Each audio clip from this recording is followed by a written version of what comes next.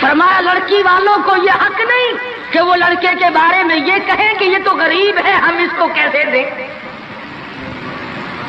آؤ پھر قرآن کریم سے پوچھ لیں، ہم مسلمان ہیں، ہمارا قرآن پہ ایمان ہے، محمد عربی صلی اللہ علیہ وسلم کے فرمان پہ ہم سب کا ایمان ہے۔ آؤ قرآن سے پوچھے کہ لڑکا لڑکی کی جب شادی کرنے کی نوبت آئے تو کیا دیکھنا چاہیے، کیا ڈھونڈنا چاہیے، کیا تلاش کرنا چاہیے۔ قرآن کریم سے ہم نے پوچھا کیا بنگلہ دیکھے، فرمایا نہیں۔ آج بنگلے والا کل کو قبر میں ہو سکتا ہے، آج بنگلے والا کل کو فٹ پاتھ پہ سو کر کے وقت کاٹنے والا بن سکتا ہے۔ کوٹھی والا تلاش کرے، فرمایا نہیں۔ کوئی اونچی ملازمت والا، اونچی پوسٹ والا لڑکا تلاش کرے، فرمایا نہیں۔ زیادہ لکھا پڑھا دیکھیں، فرمایا نہیں۔ دھن دولت والا دیکھیں، نہیں۔ کاروبار والا تلاش کریں، فرمایا نہیں۔ لڑکی بھی اسی طرح سے مالدار کی تلاش کریں، فرمایا نہیں۔ دولت مندوں کی تلاش کریں، نہیں۔ پھر اے اللہ کے قرآن تو ہمیں بتا، ہم کیا معلوم کریں، کیا دیکھیں، کیا سنبھالیں، کس چیز کی تلاش کریں۔ فرمایا وَلَا تَنكِحُوا الْمُشْرِكَاتِ حَتَّىٰ يُؤْمِنَّ۔ نعرہ تکبیر۔ فرمایا لوگوں اگر مجھ خدا سے پوچھتے ہو، میرے قرآن سے پوچھتے ہو، میرے نبی سے پوچھتے ہو، تو میں تو تمہیں ایک پہچان بتاؤں گا، ایک واقعہ بتاؤں گا، ایک نظریہ بتاؤں گا، ایک کیفیت بتاؤں گا۔ تمہیں سب سے پہلے یہ دیکھنا پڑے گا وَلَا تَنكِحُوا الْمُشْرِكَاتِ حَتَّىٰ يُؤْمِنَّ۔ اگر لڑکی مشرکہ ہے، شرک کرتی ہے، الہ العالمین شرک تو کرتی ہے مگر مالدار بڑی ہے۔ اے پروردگار عالم شرک تو کرتی ہے لیکن خوبصورت بڑی ہے۔ فرمایا وَلَأَمَةٌ مُؤْمِنَةٌ خَيْرٌ مِّن مُّشْرِكَةٍ وَلَوْ أَعْجَبَتْكُمْ۔ قرآن خود کہتا ہے مشرکہ لڑکی چاہے تمہیں مالدار نظر آئے، چاہے تمہیں خوبصورت لگے، آجابتکم قرآن کے الفاظ ہیں، تمہیں عجیب معلوم ہوتی ہو، تمہیں اس کے انداز، اس کی چال، اس کی ڈھال، اس کی رفتار، اس کا سونا چاندی تمہیں بہت بڑی چیز دکھائی دیتی ہو۔ فرمایا اسی طرح سے لڑکے کا وَلَا تُنكِحُوا الْمُشْرِكَاتِ حَتَّىٰ يُؤْمِنُوا وَلَعَبْدٌ مُؤْمِنٌ خَيْرٌ مِّن مُّشْرِكٍ وَلَوْ أَعْجَبَكُمْ۔ الہ العالمین لڑکا شرک تو کرتا ہے مگر مالدار بڑا ہے، لڑکا شرک میں تو ڈوبا ہوا مگر خوبصورت بڑا ہے۔ قرآن کا اعلان سنو، پیغام سنو۔ فرمایا شرک سے بچنا، سب سے پہلے لڑکے لڑکی کا عقیدہ دیکھنا، اگر عقیدہ صحیح ہوگا تو بات بنے گی، اگر غلط عقیدے کی لڑکی آ گئی خاندان کا بیڑا غرق کر دے گی۔ عادی ہو گئے فسق و فجور کی زندگی میں، اپنے آپ کو محو رکھنے کے عادی بن گئے، نام کے مسلمان رہ گئے، کام کے مسلمان قبروں میں چلے گئے۔ آج مردوں کو بھی عورتوں کو بھی تعجب ہوتا ہے۔ اس نے کہا بھائی آج یہاں کیا بات ہے کہ جی شادی ہوگی، کہ یہ تو جلسہ ہے، شادی میں تو کسی فلمی ایکٹریس کا ناچ گانا بجانا ہونا چاہیے، اور تمہارے یہاں کراچی میں تو فلمیں دکھانی شروع کر دی۔ ساری دن دولت کی بات ہے اور کچھ نہیں۔ ہماری اگر بات آج نہیں سنتے تو وقت آئے گا کہ یاد کرو گے۔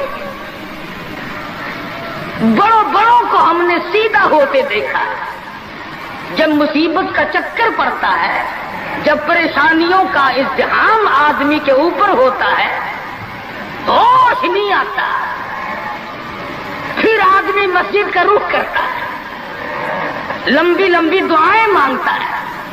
اسی کو قرآن کریم کہتا ہے وَإِذَا أَنْعَمْنَا عَلَى الْإِنسَانِ ونآبی جانبی.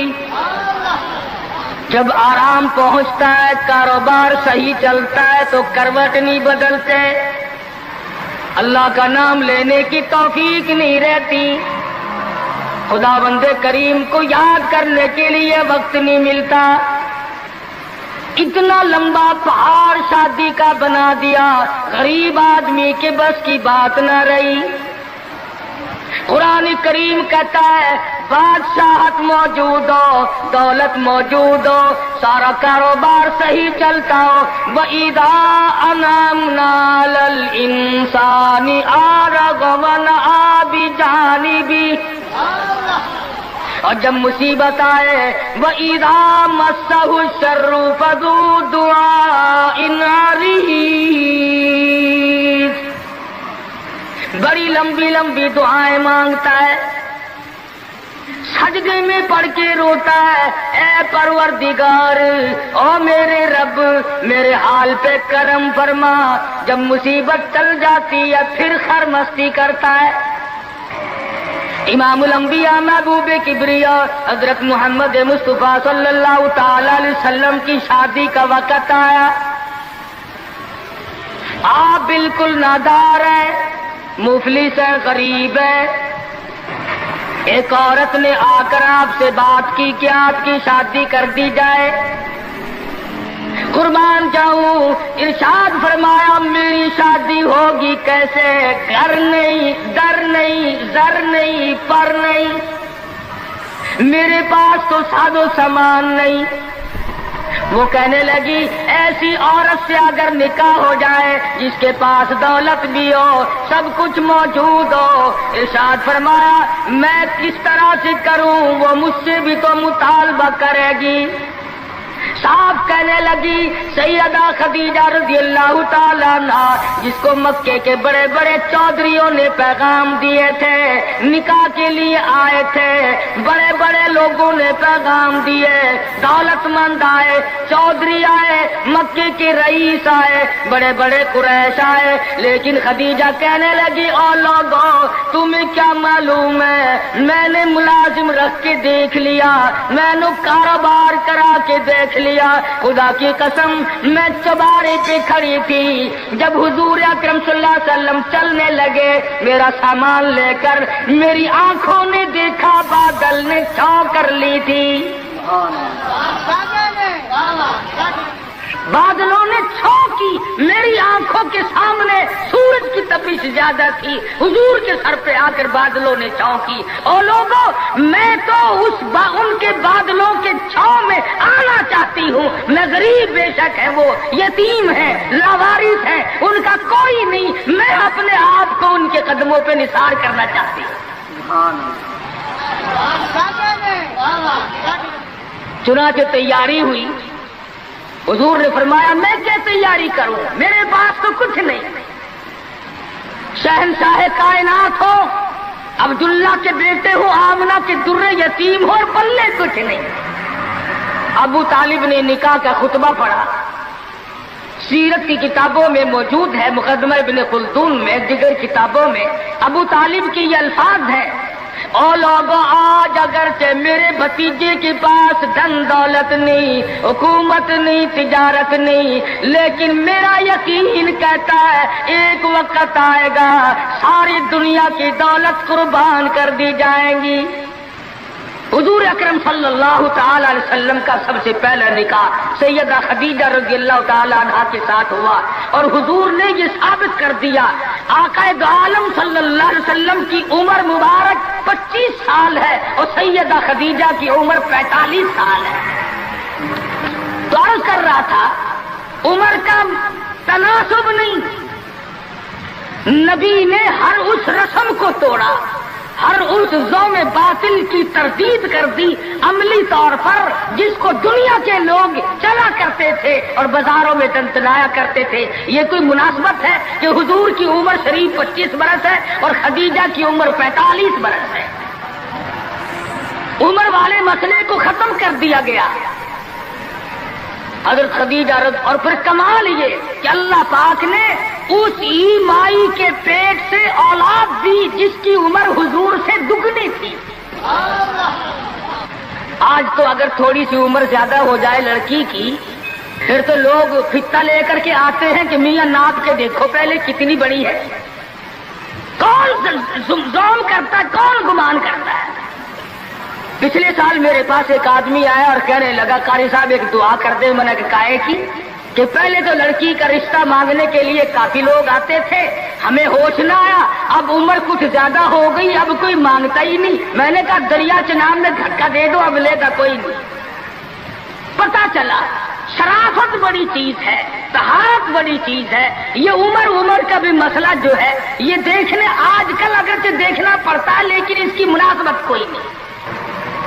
اگر لڑکی کی عمر زیادہ ہو تو حضور کے عمل نے پہلے یوں تردید کر دی, اور پھر ایسا وقت بھی آیا کہ حضور اکرم صلی اللہ علیہ وسلم کی عمر مبارک تقریباً 42 برس ہے اور سیدہ عائشہ صدیقہ رضی اللہ تعالی عنہا کی عمر 6 برس ہے. حضور کے عمل نے اس بات کو بھی توڑ دیا کہ اگر لڑکے کی زیادہ عمر ہو جائے تو کوئی بات نہیں, سنت کے خلاف نہیں ہے, شریعت کے خلاف نہیں ہے.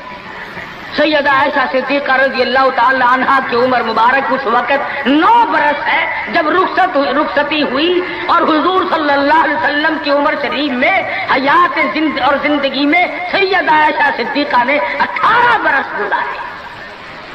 تو میں عرض کر رہا تھا سیدہ خدیجہ رضی اللہ تعالی عنہا کا جب انتقال ہو گیا تو بچیوں کا تمام دیکھ بھال, نگرانی اور سارا اہتمام حضور کے گلے میں آ پڑا. آپ بڑے پریشان ہو گئے, غرضے کہ آپ نے اپنے عمل سے یہ سارے کے سارے زندگی کی جتنی رسومات تھی ان سلم کے بارے میں قرآن کریم نے صراحت کے ساتھ فرما دیا, وَوَجَدَكَ عَائِلًا فَأَغْنَىٰ. اور میرے نبی ہم نے خدیجہ کے مال کے ساتھ آپ کو بے نیاز اور مستغنی بنایا. خدیجہ رضی اللہ تعالیٰ عنہ مکے کی تاجرہ تھی, مکے کی رئیسہ تھی, مکے کی بہت بڑی دولت مند تھی, لیکن گھر میں حضور کے آ کر پھر یہ ہاتھ نہیں رکھا یہ دولت میری ہے, یہ مال میرا ہے, حضور کے سپرد کر دیا. اور میرے آقا میری جان بھی, میرا دل بھی, میرا ایمان بھی, میرا مال بھی, سارے کا سارا آپ کے حوالے. سیرت کی کتابوں میں موجود ہے, حضور نے فرمایا خدیجہ عورت ذات ہے, میرے حوالے مال کرے گی, کل کو ختم ہو جائے گا, پچھتائے گی. عرض کرنے لگی میرے آقا آپ چاہے ایک دن میں ختم کر دیں میں اوف نہ کروں گی. چنانچہ دوسرے ہی دن حضور اکرم صلی اللہ علیہ وسلم نے محض چند دنوں میں جتنی خدیجہ کی دولت تھی ساری مکے کے غریبوں میں تقسیم فرما دی. سیدہ خدیجہ کے عمل نے اس بات کی بھی تردید کر دی کہ جب تم شادی ہو کر کے آ گئی ہو تو تم بھی اور تمہارا مال بھی سب اس کے سپرد ہے. حضور صلی اللہ علیہ وسلم نے اپنی 11 شادیاں فرمائی اور 4 بیٹیوں کی شادیاں فرمائی. سیدہ رقیہ رضی اللہ تعالیٰ عنہ کی شادی عثمان ذی النورین رضی اللہ تعالیٰ عنہ کے ساتھ فرما دی. دونوں کے دونوں میاں بیوی ایک جگہ بیٹھے تھے, حضور تشریف لے آئے, فرمانے لگے رب اکبر کی قسم میں نے ساری زندگی میں اتنا حسین جوڑا نہیں دیکھا. اور حضرت رقیہ رضی اللہ تعالیٰ عنہ نے حضرت عثمان کے ساتھ لگ کر حبشے کی ہجرت فرمائی, پھر مدینہ منورہ کی ہجرت فرمائی.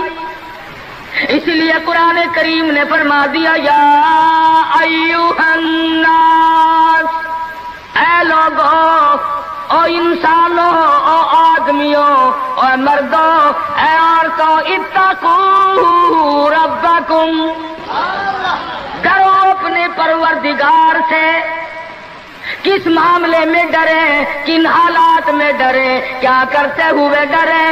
ربکم الذی خلقکم من نفس واحدۃ وخلق منها زوجها وبث منهما رجالا كثيرا ونساء. اے لوگوں کرو اس پروردگار سے تمہیں ایک آدمی سے اور ایک عورت سے پیدا کیا گیا، یعنی آدم علیہ السلام سے اور حضرت حوا سے تمہیں پیدا فرمایا پروردگار عالم نے۔ اس لیے قرآن کریم کا مطلب کیا ہے، مقصد کیا ہے، منشا کیا ہے یوں ڈرانے سے، کس لیے ڈرا رہے ہیں؟ خداوند عالم فرماتے ہیں اگر تو امیر آدمی ہے، لڑکی غریبوں کی ہے تو مجھ سے ڈر جا۔ یہ عیب نہ بنا کہ لڑکی غریب کی ہے میں امیر ہوں، کیوں؟ میں وہ بے نیاز ہوں، شام کو سوئے لکھا پتی، صبح کو اٹھے تو ٹکڑوں کا محتاج۔ میں ایسا بھی کر دیتا ہوں، شام کو سوئے بادشاہ، صبح کو اٹھے تو جیل کی کوٹڑی میں پڑا۔ میں ایسا بھی کر دیتا ہوں کہ کروڑوں کا مالک ہے، اگر موت آ گئی تو کفن چندے کا پڑ رہا ہے۔ فرمایا لڑکی والوں کو یہ حق نہیں کہ وہ لڑکے کے بارے میں یہ کہیں کہ یہ تو غریب ہے، ہم اس کو کیسے دیں۔ آؤ پھر قرآن کریم سے پوچھ لیں، ہم مسلمان ہیں، ہمارا قرآن پہ ایمان ہے، محمد عربی صلی اللہ علیہ وسلم کے فرمان پہ ہم سب کا ایمان ہے۔ آؤ قرآن سے پوچھے کہ لڑکا لڑکی کی جب شادی کرنے کی نوبت آئے تو کیا دیکھنا چاہیے، کیا ڈھونڈنا چاہیے، کیا تلاش کرنا چاہیے۔ قرآن کریم سے ہم نے پوچھا کیا بنگلہ دیکھے، فرمایا نہیں۔ آج بنگلے والا کل کو قبر میں ہو سکتا ہے، آج بنگلے والا کل کو فٹ پاتھ پہ سو کر کے وقت کاٹنے والا بن سکتا ہے۔ کوٹھی والا تلاش کرے، فرمایا نہیں۔ کوئی اونچی ملازمت والا، اونچی پوسٹ والا لڑکا تلاش کرے، فرمایا نہیں۔ زیادہ لکھا پڑھا دیکھیں، فرمایا نہیں۔ دھن دولت والا دیکھیں، نہیں۔ کاروبار والا تلاش کریں، فرمایا نہیں۔ لڑکی بھی اسی طرح سے مالدار کی تلاش کریں، فرمایا نہیں۔ دولت مندوں کی تلاش کریں، نہیں۔ پھر اے اللہ کے قرآن تو ہمیں بتا ہم کیا معلوم کریں، کیا دیکھیں، کیا سنبھالیں، کس چیز کی تلاش کریں۔ فرمایا وَلَا تَنكِحُوا الْمُشْرِكَاتِ حَتَّىٰ يُؤْمِنْ۔ نعرہ تکبیر۔ فرمایا لوگوں اگر مجھ خدا سے پوچھتے ہو، میرے قرآن سے پوچھتے ہو، میرے نبی سے پوچھتے ہو تو میں تو تمہیں ایک پہچان بتاؤں گا، ایک واقعہ بتاؤں گا، ایک نظریہ بتاؤں گا، ایک کیفیت بتاؤں گا۔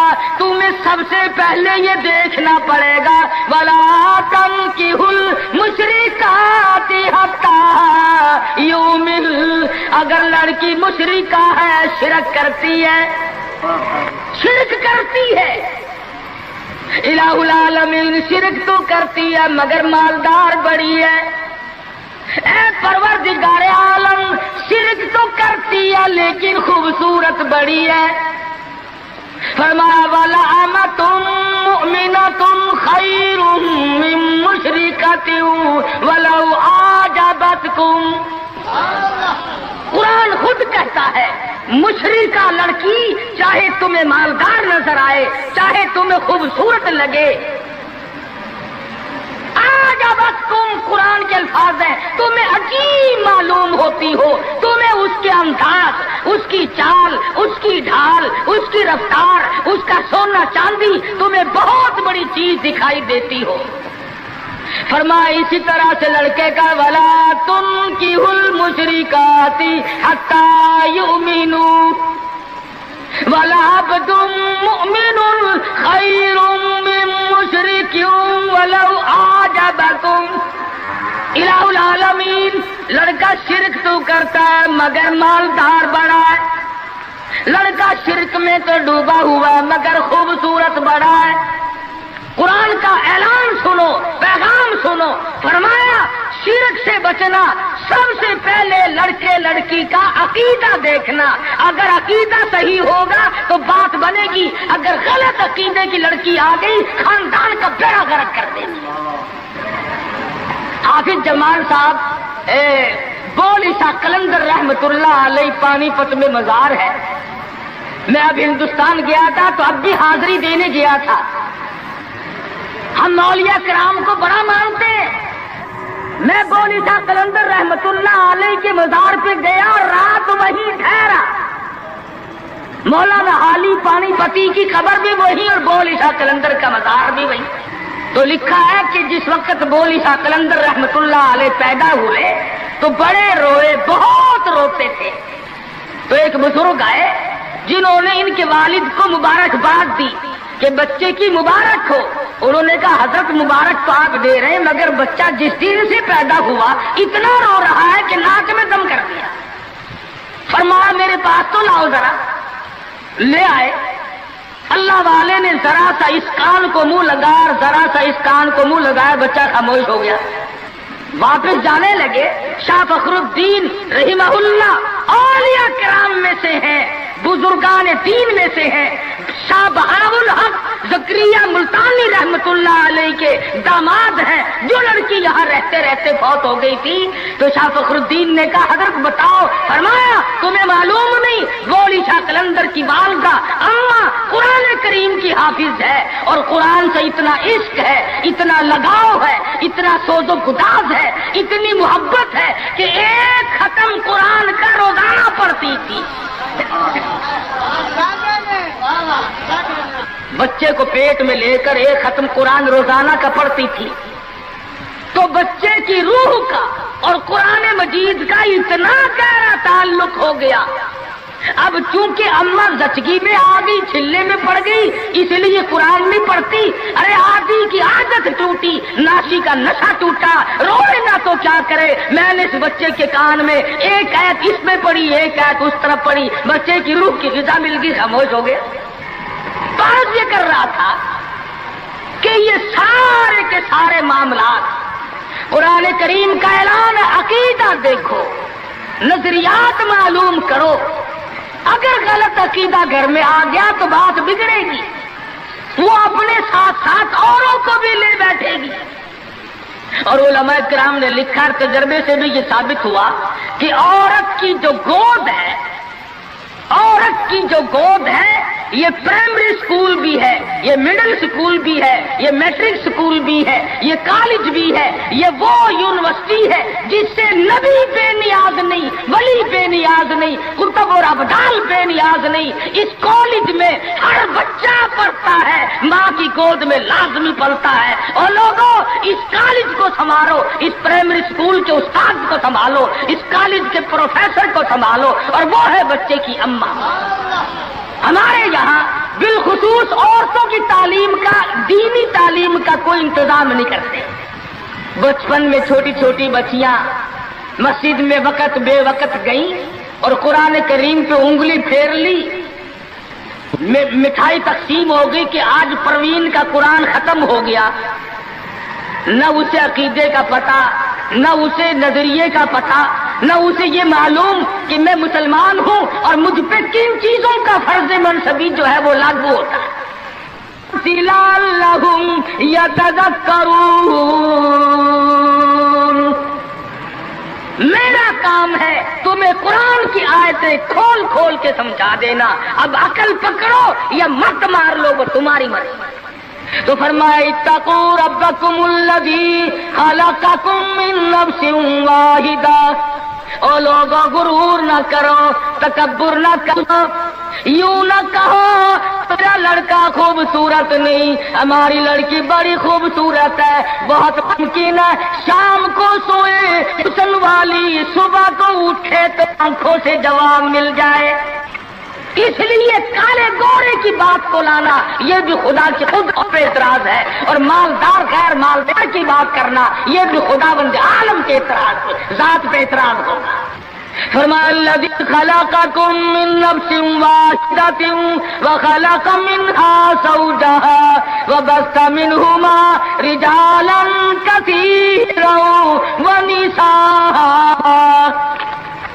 ایک آدم کی اولاد, ایک حوا کی اولاد, کسی کو کسی طرح کا فخر کرنے کی اجازت نہیں, کسی کو کسی طرح کا غرور کرنے کی اجازت نہیں, کسی کو کسی پر فوقیت جتانے کی اجازت نہیں. ہاں فرمایا ان اکرمکم عند اللہ اتقاکم, أَنفُسَكُمْ إِنَّ اللَّهَ عَلِيمٌ خَبِيرٌ.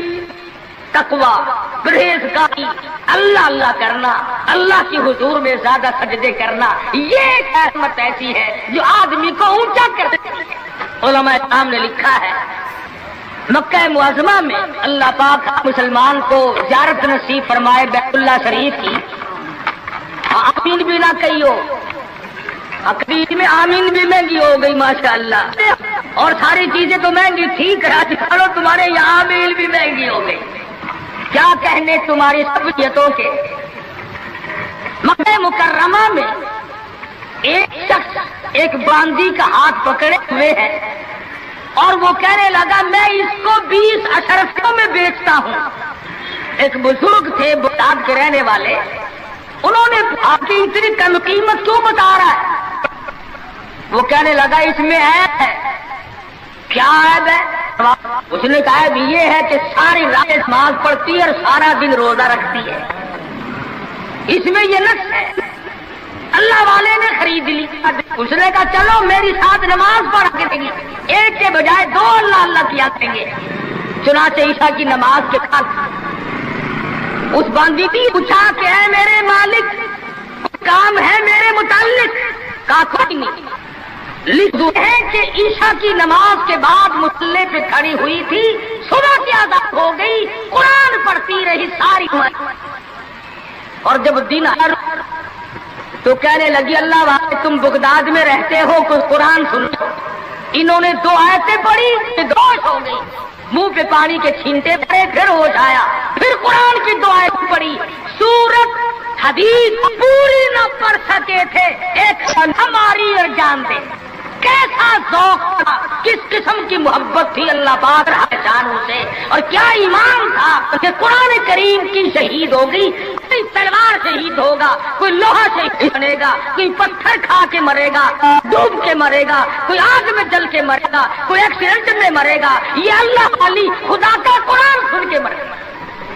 آج ہمیں یہ بات کہاں نصیب ہے؟ حضور اکرم کہو صلی اللہ علیہ وسلم نے صحابہ کرام کو نکاح کی سنتوں کی تعلیم دی. ہمارے یہاں تو اتنا بکھیڑا بنا دیا کہ اب سنتوں کی تاریخوں کو کوئی پوچھتا ہی نہیں. حالانکہ خدا مند عالم روزہ اپنی قدرت کے تماشے دکھاتے ہیں. ابھی ہفتہ نہیں ہوا ایک بس فیصلہ سے بارات لے کر کے چلی اور ایک بس لاہور سے بارات لے کر کے چلی. شیخ پورے کے قریب تصادم ہوا، 9 آدمی ایک طرف سے، 7 آدمی ایک طرف سے، 13 آدمی موقع پہ مر گئے. دلہا بھی، دلہے باپ بھی، ماں بھی، بھائی بھی، سارا خاندان ختم ہو گیا. کیا پروگرام لے کر کے چلے ہوں گے، کیا ارادے لے کر کے چلے ہوں گے کہ یہ خوشی منائیں گے. لاہور کے جس محلے میں دلہن آنا تھا ہم اس محلے میں ٹھہرے ہوئے تھے، سجا رکھا ہے، یہاں مسحری بچھائی ہے، یہاں سامان رکھیں گے، یہاں فریج رکھا جائے گا، یہاں پنکھے رکھے جائیں گے، یہاں پر تمام مہمان ٹھہریں گے. خود قسم انتظار ہے سامان کا، اور کچھ دیر کے بعد 7 آدمیوں کے چھیچڑوں اور گٹھڑیوں کی گٹھڑیاں بن کے آئے. اس لیے ہمیں ہر حال میں اللہ کے قہر اور غضب سے ڈرنا چاہیے. ڈرتے نہیں. ہمارے ملتان میں ایک بہت بڑے ٹرانسپورٹ نے اپنی بچی کی شادی کا پروگرام بنایا تو برات بھی بہت بڑی آنی، بڑے گاجے ہو رہے تھے اور بڑا ٹھیٹر تماشا کھانا پکانا. اچانک ٹیلی فون کہ شور کوٹ کے پاس ٹکر ہو گئی، ساری کار ختم ہو گئی، جس میں لڑکا تھا وہ بھی ختم ہو گیا. ہاتھوں کی لکیر دیکھ کر لوگ تقدیر بتاتے ہیں. ساری عمر قرآن پڑھنے کے بعد اپنی تقدیر کا پتہ نہیں. میں کہتا ہوں کہ نبی کو اپنی تقدیر کا علم نہیں کہ صبح کیا ہوگا، رسول کو علم نہیں، وقت کو علم نہیں. اور یہ فٹ پاتھ پہ بیٹھ کر لوگوں کے ہاتھوں کی لکیر دیکھ کر تقدیر بتاتے ہیں، سب پر یقین کیا جاتا ہے. ہم ہیں مسلمان.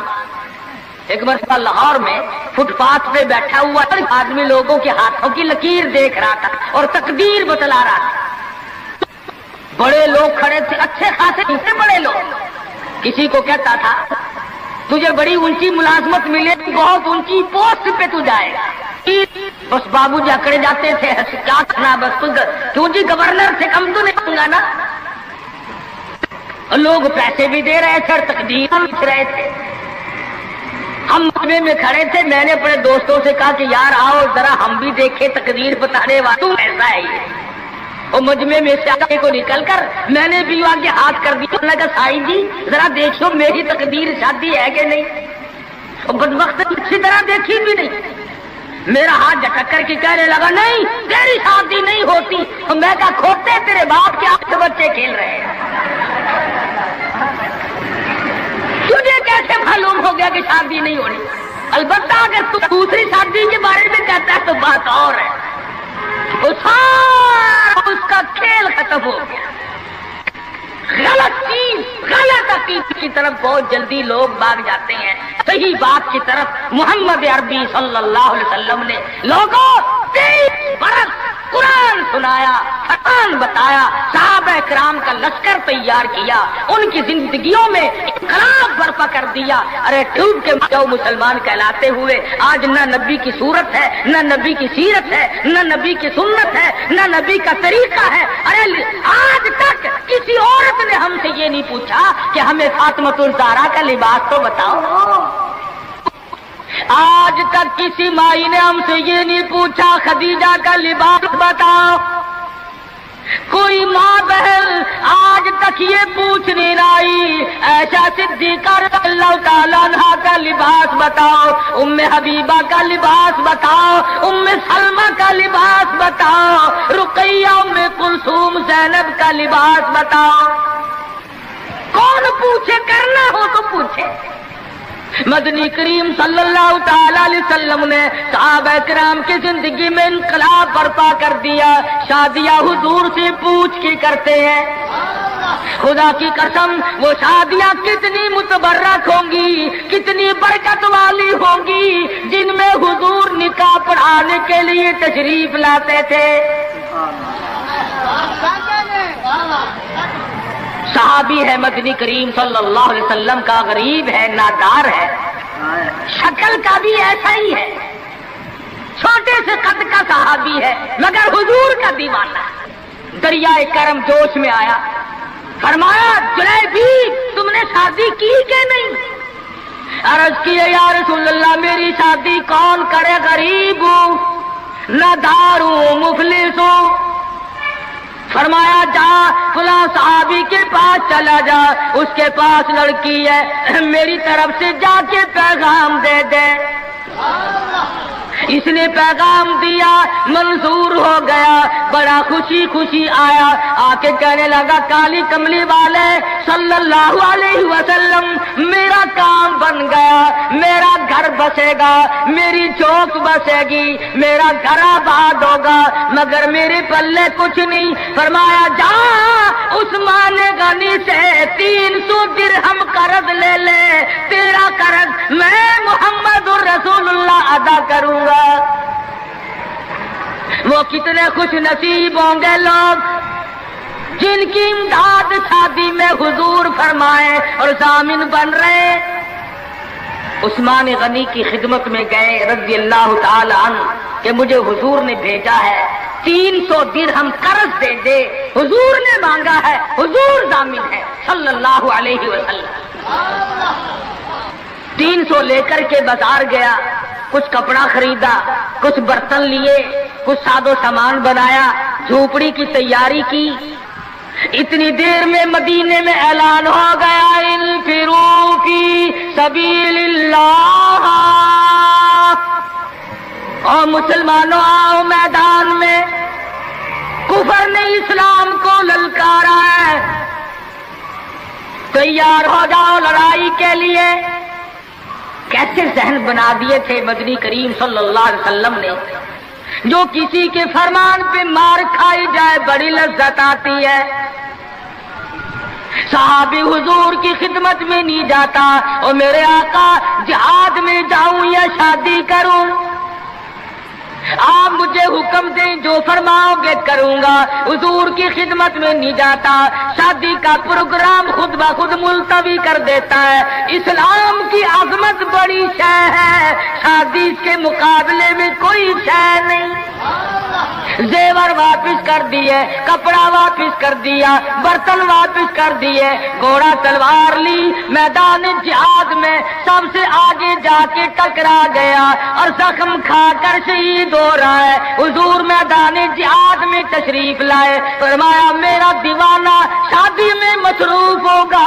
کسی نے جواب دیا نہیں، فجرحت جرحن شدیدا، یا رسول اللہ ہمارے ماں باپ آپ پہ قربان ہو جائیں، وہ پیچھے نہیں، وہ تو 80 کے قریب زخم کھائے ہوئے نڈھال پڑا ہے، تلواروں تیروں کے 80 کے قریب زخم آئے۔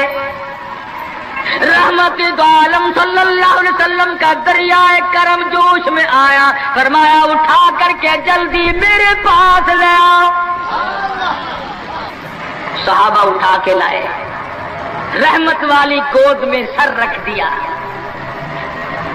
اور لوگوں، کوئی اسپتال میں دم توڑے گا، کوئی ایکسیڈنٹ میں مرے گا، کوئی بیوی بچوں کے سامنے تڑپ تڑپ کے مرے گا۔ خدا کی قسم یہ صحابی کتنا خوش نصیب ہے، رحمت للعالمین کی رحمت والی گود میں دم توڑ رہا ہے۔ نعرہ تکبیر، نعرہ صحابہ۔ اور مدنی کریم صلی اللہ علیہ وسلم نے آخری وقت میں پیشانی پہ بوسہ دے کر کے فرمایا فزت برب الکعبہ، اور نوجوان رب کعبہ کی قسم تو بڑا کامیاب ہے۔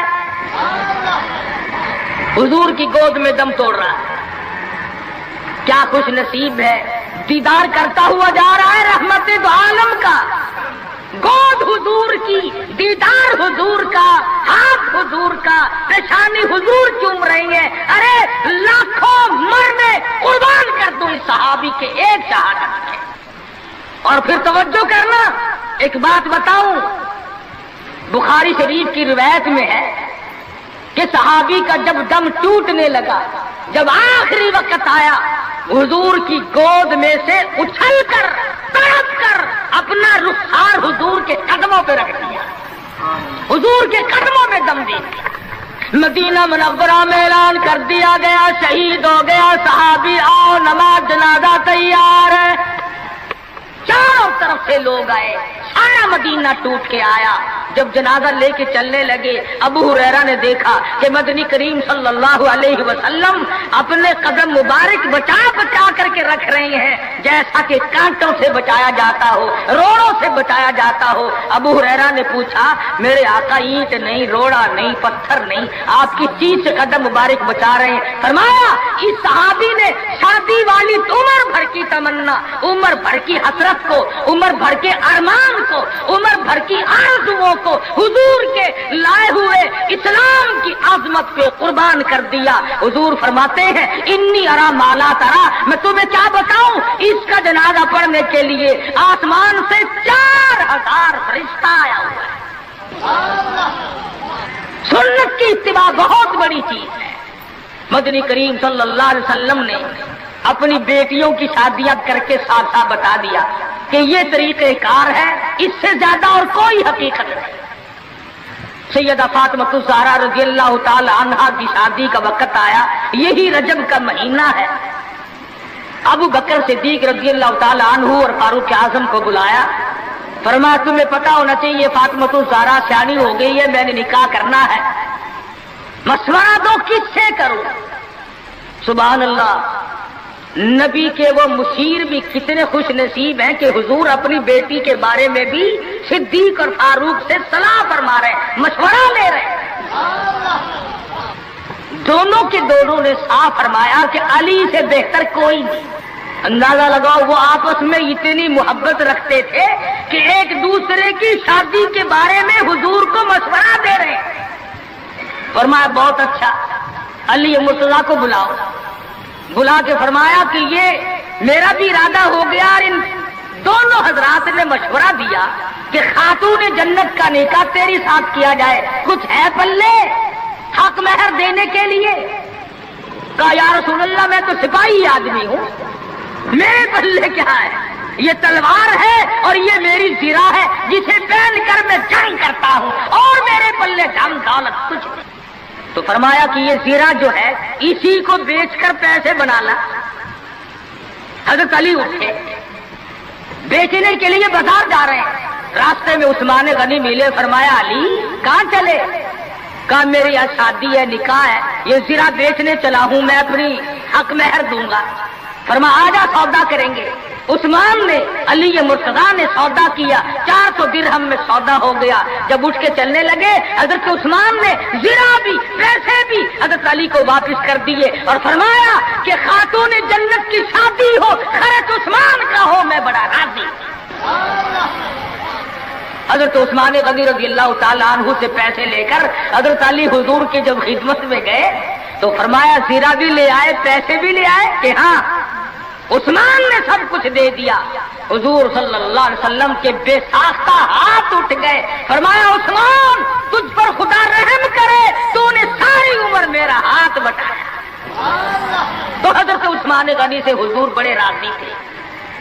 ایک چکی خریدی گئی، ایک مشکیزہ خریدا گیا، اور حضور صلی اللہ علیہ وسلم نے سادگی کے ساتھ نکاح فرمایا اور رخصت کر دیا، اور خود حضور سر پہ ہاتھ پھیر کر رخصت فرمانے کے لیے تشریف لے گئے اور برکت کی دعا کر کے واپس آ گئے۔ بتانا یہ چاہتا تھا کہ شادیوں کو لمبی چوڑے پکھنڈ اور یہ جو بنانا ہے وہ ہم نے بنائے، یہ سارے کا سارا رسموں کا کنواں ہم نے کھودا ہے۔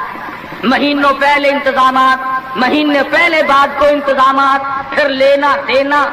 آج کل ویسے بھی چیزیں نہیں ملتی، مار سر میں درد ہو جاتا ہے کہ چینی کیسے پیدا کرے، گھی کیسے پیدا کرے، کہاں سے لائے اور کیا کیا جائے۔ میں یہ کہتا ہوں کہ لوگوں سادگی پہ آ جاؤ، نبی کی سنت پہ آ جاؤ، نبی کی غلامی میں آ جاؤ، اللہ اور اس کے رسول کے فرمان پہ آ جاؤ، سارے مسئلے چٹکیوں میں حل ہو جائیں۔ آج امتی کو بیٹھے بیٹھے درود شریف پڑھنے کی توفیق نہیں، درود پاک کی تسبیح نہیں کرتا، اللہ کا نام نہیں لیتا، حضور صلی اللہ علیہ وسلم سے محبت نہیں کرتا، دل میں چاہت نہیں کرتا، حسرتیں نہیں رکھتا۔ آدم علیہ السلام کا آخری وقت ہے، حضرت شیش علیہ السلام کو بلایا اپنے بیٹے کو اور بلا کے فرمایا بیٹا جب بھی کوئی ضرورت پڑے، کوئی حاجت ہو، کوئی مشکل ہو، اللہ سے مانگنا،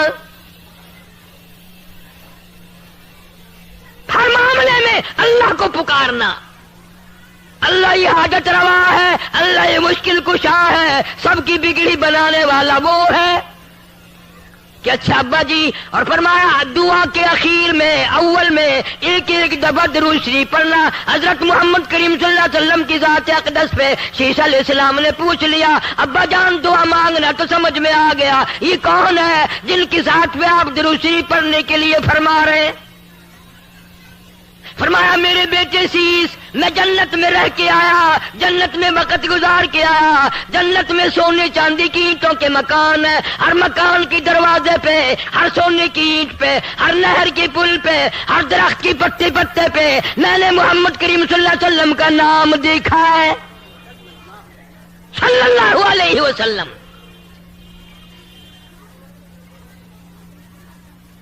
پھر نبی کریم صلی اللہ علیہ وسلم نے حضرت علی شیر خدا رضی اللہ تعالیٰ عنہ کو بلایا اور بلا کے فرمایا حق مہر دینے کے لیے کیا چیز ہے؟ نے کہا جی میرے پلے کچھ نہیں۔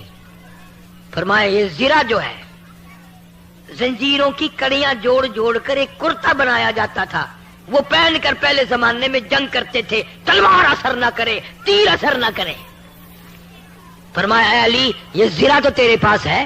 انہوں نے کہا ہاں جی یہ تو ہے، کہ یہی بیچا، بازار میں گیا، آگے ایسا کاروباری ملا، ایسا وپاری ملا، ایسا آڑتی ملا، ایسا دکاندار ملا، جناب سیدنا عثمان رضی اللہ تعالیٰ عنہ۔ پوچھا ہے علی بازار میں کیسے خوش خوش پھر رہے ہو کہ آج میری شادی ہے خاتون جنت سے اور یہ زرہ بیچنے آیا ہوں، آؤ سودا کریں گے۔ حضرت عثمان نے سودا کر لیا، 480 درہم میں سودا ہو گیا۔ جب حضرت علی اٹھ کے جانے لگے پیسے بھی دے دیے اور زرہ بھی واپس دے دی۔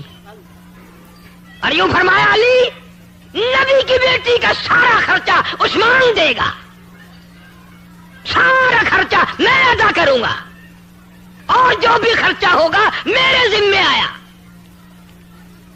آج تو کسی کی شادی پہ 2 روپے پھینک آئے قیامت تک یاد رکھتا ہے، 5 روپے اگر دے آئے نوندرا یاد رکھتا ہے، تمہیں آج تک پتہ نہیں شادی کا سارا خرچہ حضرت عثمان نے دیا۔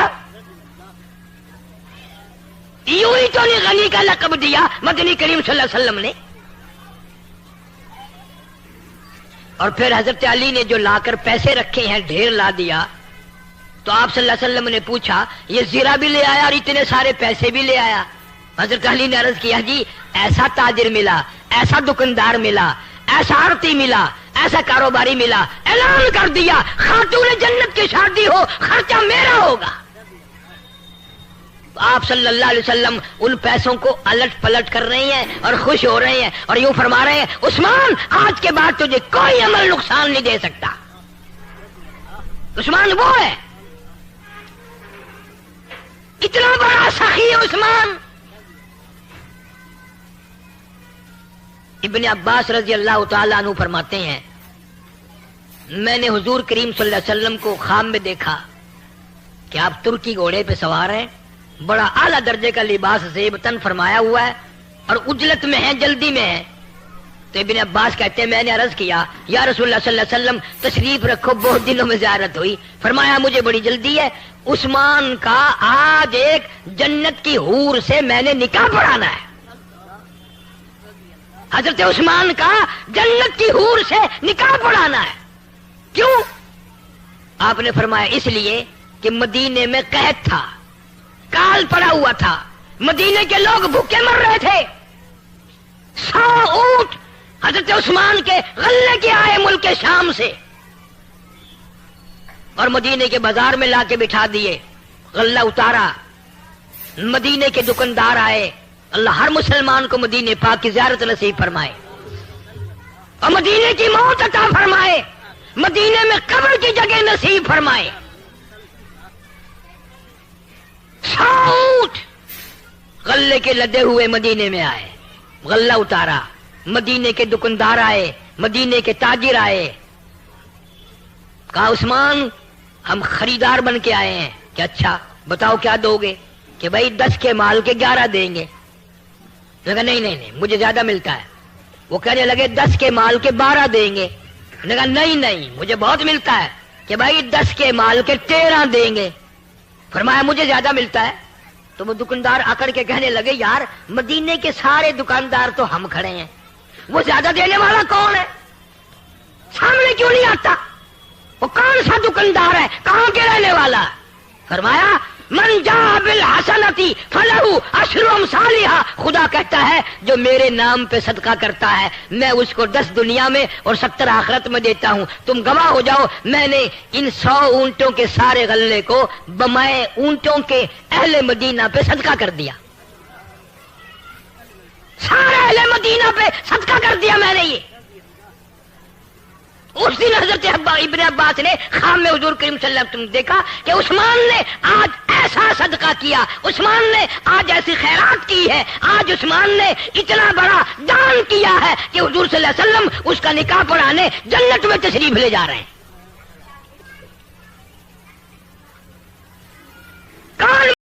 السلام علیکم دوستو، امید کرتا ہوں آپ حضرات نے اس بیان کو پورا سنا ہوگا۔ دوستو بیان اچھا لگے تو ہماری ویڈیو کو لائک اور چینل کو سبسکرائب ضرور کریں۔ پھر ایسے ہی نیکسٹ بیان کے ساتھ ملتے ہیں، تب تک کے لیے اللہ حافظ۔